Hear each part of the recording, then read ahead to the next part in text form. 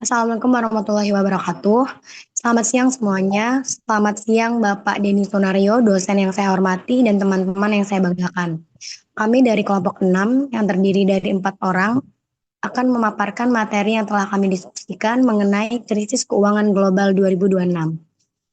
Sebelum lanjut ke materi, izinkan kami memperkenalkan diri. Saya Rofiatul Jannah dan teman saya. Saya Nanda Firly Chairnisa. Saya Alfiari Gitu Cahya Dewi. Dan saya Vima Anggreni. Baik, kita lanjut ke materi yang pertama. Yang pertama itu ada anatomi krisis keuangan 2026. Pemicu guncangan sistemik 2026. Yang pertama, eskalasi ketegangan geopolitik, yaitu fragilitas rute dagang utama memicu volatilitas harga komoditas dan gangguan suplai energi global.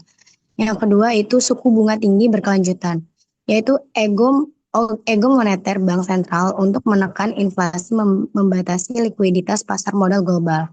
Yang ketiga, koreksi valuasi sektor teknologi. Koreksi tajam pada gelembung teknologi kecerdasan buatan AI memicu pelarian modal ke aset aman. Yang keempat, kontraksi likuiditas kredit. Sektor perbankan memperketat standar pinjaman, membatasi pembiayaan murah bagi korporasi. Selanjutnya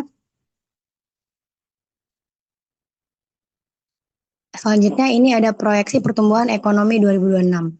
Amerika Serikat itu 0,8%, Uni Eropa itu minus 0,4%, Tiongkok 3,2%, dan Asia Tenggara 4,1%. Selanjutnya,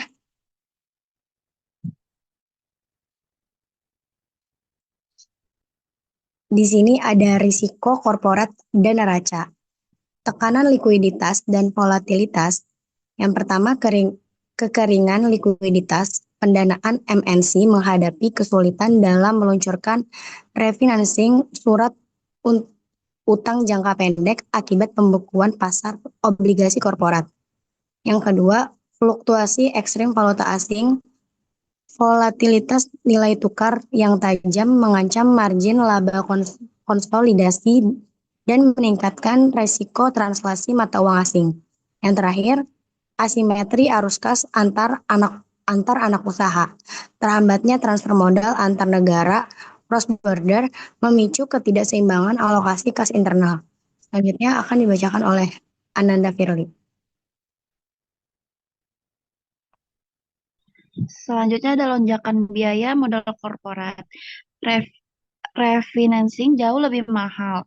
Uh, Eskalasi suku bunga global berdampak langsung pada pengetatan likuiditas sekunder. Korporasi multinasional tanpa peringkat investasi prima harus menanggung biaya penjaminan emisi dan kupon yang jauh lebih tinggi. Akibatnya, mayoritas MNC terpaksa menstrukturisasi neraca, memangkas program buyback saham, dan menangguhkan rencana ekspansi non-organik di pasar global. Selanjutnya,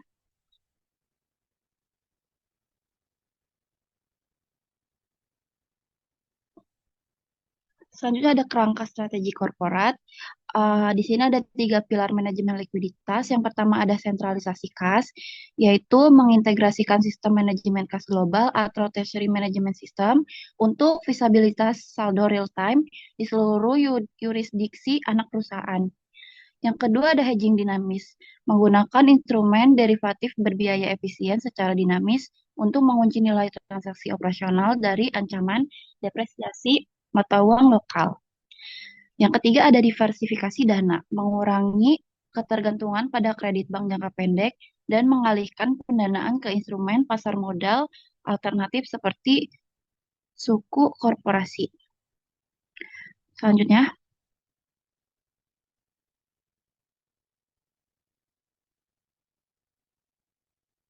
di sini ada matriks efektivitas hedging. Uh, Yang pertama ada FX forward. Tujuan utamanya mengunci kurs masa depan, karakteristik biayanya rendah atau tanpa premi di muka. Fleksibilitasnya rendah, yaitu kewajiban kaku. Resiko sisanya residual, itu resiko one prestasi counterpart. counterpart. Terus ada FX option, tujuan utamanya proteksi penurunan nilai falas, karakteristik biayanya tinggi, yaitu kewajiban bayar premi, fleksibilitasnya juga sangat tinggi, termasuk hak bukan yang wajib, resiko sisanya itu nihil, terbatas pada premi.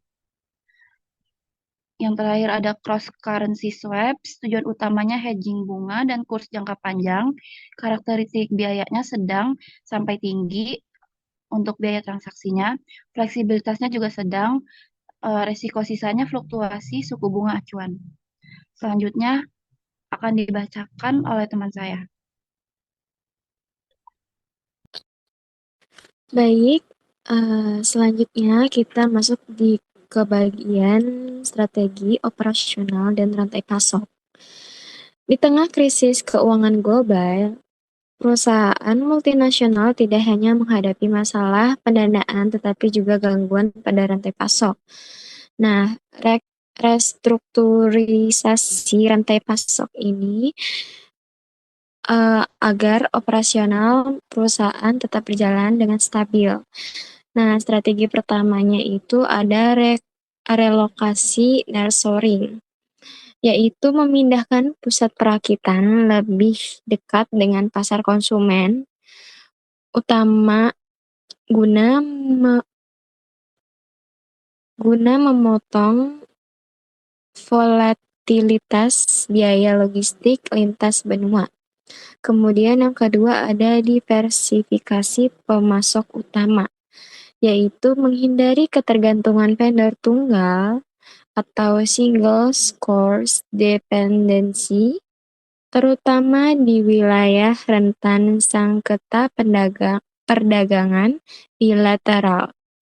Dan yang ketiga itu ada sinkronisasi siklus konversi kas, yaitu menyelaraskan negosiasi termin pembayaran vendor dengan durasi piutang pelanggan untuk menjaga kestabilan modal kerja. Selanjutnya,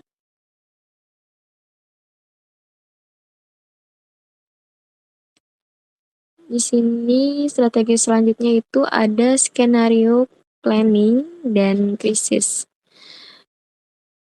Nah, skenario planning dan krisis itu proses penyusun beberapa rencana tindakan berdasarkan kemungkinan kondisi ekonomi yang akan terjadi.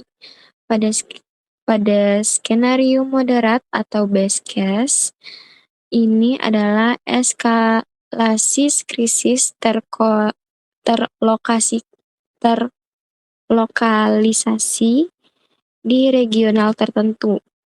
Langkah mitigasi berfokus pada pemanfaatan jalur kredit lokal atau local bank facilities yang telah disepakati sebelumnya tanpa memangkas anggaran inovasi inti. Selanjutnya itu ada skenario ekstrim atau worst case. Belum. Nah, di sini ada pembukuan likuiditas proses. Nah, di sini ada pembukuan likuiditas pasar modal global secara berkepanjangan. Korporasi harus mengaktifkan mode proteksi penuh, yaitu menghentikan ekspansi modal non-esensial, melakukan divestasi unit usaha non-inti, serta memangkas dividen. Selanjutnya,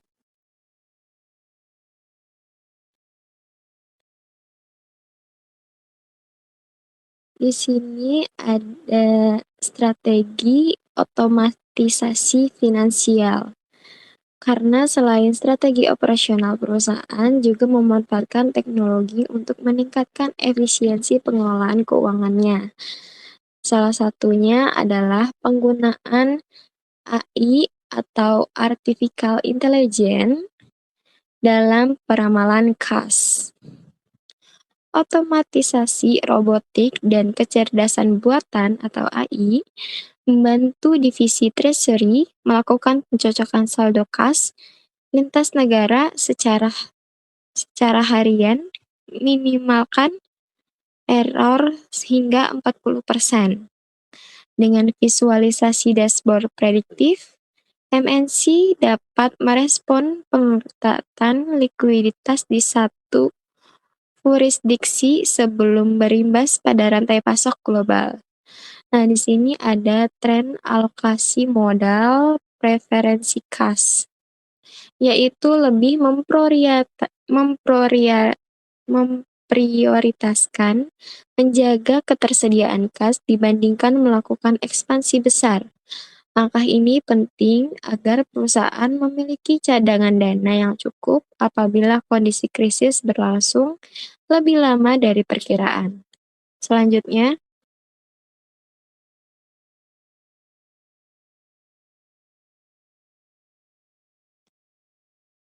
pada slide ini ada roadmap kontingensi likuiditas 2025. Strategi terakhir adalah menyusun roadmap kontingensi likuiditas, yaitu tahapan yang harus dilakukan perusahaan dalam menghadapi krisis ini. Pada fase pertama, perusahaan melakukan audit visibilitas kas global secara komprehensif dan stress testing likuiditas harian. Kemudian fase kedua itu ada konsolidasi, di mana pada bulan kedua dan ketiga itu sentralisasi saldo kas di pusat, menarik fasilitas kredit bergulir atau revolving kredit cadangan. Kemudian pada fase 3 itu efisiensi. Ini dilaksanakan pada bulan ke-6, yaitu penundaan belanja modal atau capex ekspansif, restrukturisasi jadwal utang jatuh tempo. Kemudian pada fase 4 yaitu diversifikasi. Ini dilaksanakan pada tahun 1 hingga selanjutnya, yaitu memperluas akses pendanaan jangka panjang, non-tradisional, dan restrukturisasi rantai pasok global. Baik, selanjutnya akan dibacakan oleh rekan saya.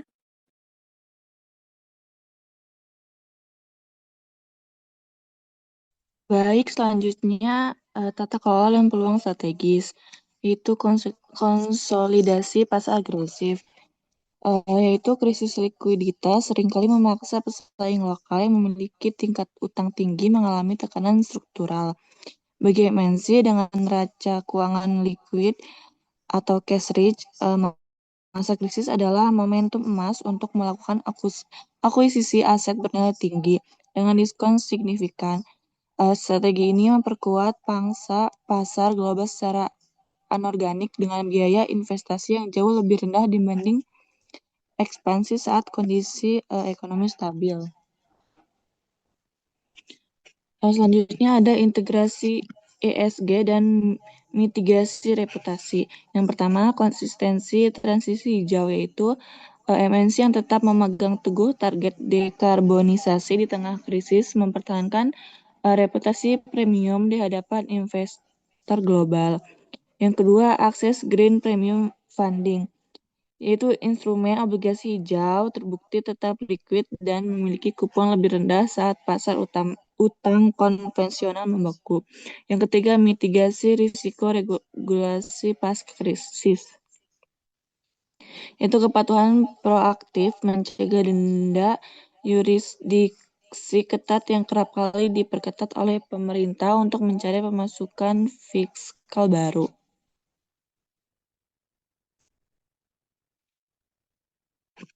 Jadi kesimpulannya yaitu krisis keuangan global 2026 itu memaksa perusahaan multinasional beralih dari pertumbuhan agresif ke preservasi likuiditas dan efisiensi modal kerja. Melalui diverifikasi rantai pasok global dan pemanfaatan AI pada sistem keuangan, korporasi dapat memitigasi ketidakpastian secara real time. Krisis ini sekaligus membuka peluang bagi perusahaan dengan fundamental cash yang kuat untuk melakukan akuisisi taktis M&A terhadap aset kompetitor yang sedang terdistres dengan harga murah demi mendominasi pasar pasca krisis.